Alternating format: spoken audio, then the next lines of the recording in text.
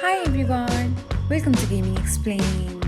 Today, in this video, I'm going to guide you through how you can turn off vibration on tiny disks.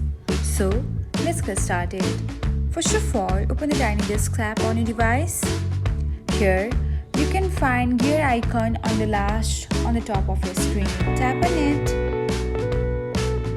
Then, just check out the box beside vibrations on the game. Once the check mark is removed, the vibration will be off. And that's it. This is how you can turn off vibrations on tiny disk. Thanks for watching. Don't forget to subscribe to our channel so that you'll never miss an update.